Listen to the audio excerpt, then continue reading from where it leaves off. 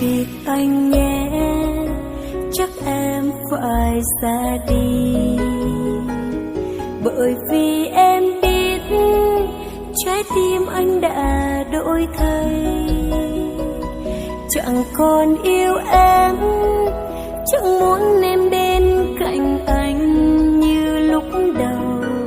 Một người mới thay em mang đến cho anh bao vui buồn, và lần sau cuối em không cho người em yêu, và cơn đau ấy để giúp em mạnh mẽ hơn, để rồi em biết thế giới em không còn anh, em vẫn cười và tập sống không anh, em bước đi trên đường mai sau.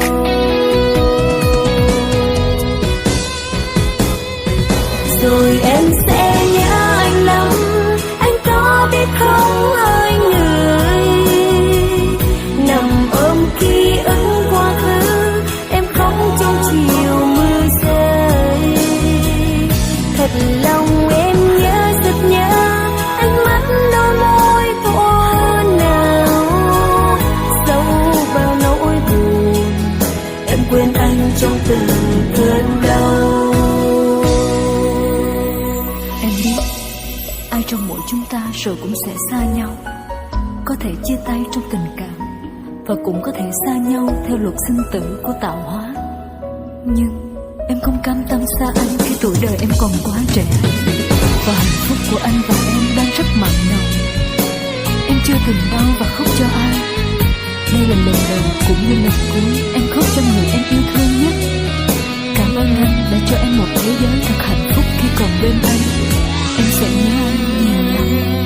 Và lần sau cuối em khóc cho người em yêu, và cơn đau ấy để giúp em mạnh mẽ hơn, để rồi em biết thế giới em không còn anh, em vẫn cười và tập sống không anh, em bước đi trên đường mai sau.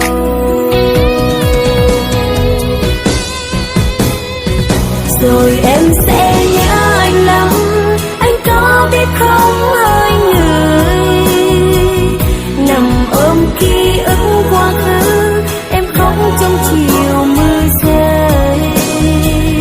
Thật lòng em nhớ rất nhớ ánh mắt đôi môi của nào sâu vào nỗi buồn, em quên anh trong từng cơn đau. Rồi